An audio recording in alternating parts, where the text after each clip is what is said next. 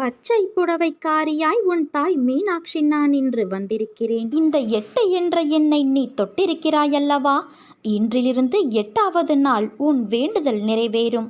8 என்ற எண்ணை அலட்சியமாக நினைக்காதே. தாயின் வாக்கு போதும். இந்த வாழ்க்கை என்ற சொல் தோன்றிவிட்டது. உன் உடைந்த மனதை நிச்சயம் நான் சரி செய்வேன். அதற்கு எனக்கு சிறிது நேரம் கொடு. நிச்சயம் உன்னையும் உன் பெற்றோரையும் நன்றாக பாதுகாத்து நான் வாழ வைப்பேன். உன் வாழ்க்கையை நீயே ஏன் கடினமாக்குகிறாய்? உனக்கு முன்னேற வேண்டும் என்ற எண்ணமும் வேகமும் நிறைய இருக்கிறது.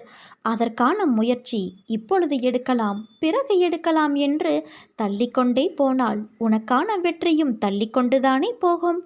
உன்னை ஒருபோதும் என்னை விட்டு நான் நகர விடமாட்டேன். உன் அன்னையின் சத்தியமான ஆணை. உனக்கான வலி வேதனை எல்லாவற்றையும் தூசி போல நான் ஊதி தள்ளுவேன். சமீப காலமாக எதற்கெடுத்தாலும் நீ மனக்குழப்பத்தில் வாழ்ந்து கொண்டு இருக்கிறாய். நிம்மதி இல்லை, பயம் சூழ்ந்து கொண்டது. என்ன செய்வது, யாரால் இந்த நிலை என்றெல்லாம் திகைத்தபடி வாழ்க்கையை நகர்த்துகிற உனக்கு நன்மை செய்வதற்காக உன்னிடம் நான் பேசுகிறேன்.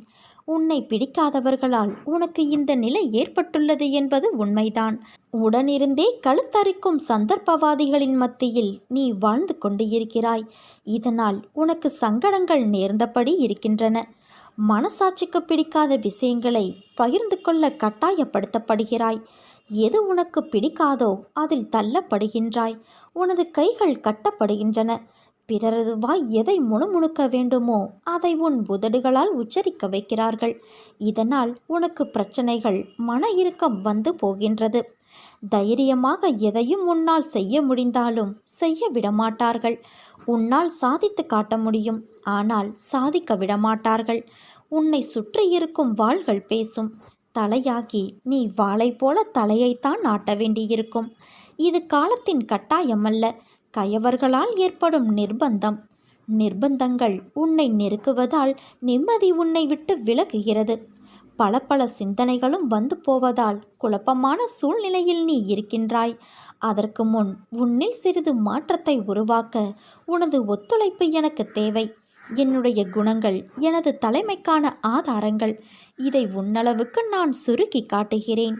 சுயத்தன்மையோடு இருக்க முயற்சி செய். அப்பொழுதுதான் எல்லா இடத்திலும் உன்னால் தலைமை பொறுப்பில் இருக்க முடியும். வாழ்க்கையில் தலைமை பண்பு என்பது மிகவும் அவசியம்.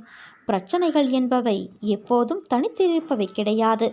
அது பாலில் வெண்ணெயைப் போல பதுங்கியே இருந்து கொண்டு இருக்கும். சமயம் வரும்போது நம்மை பாதிக்கவும் முயற்சி செய்யும்.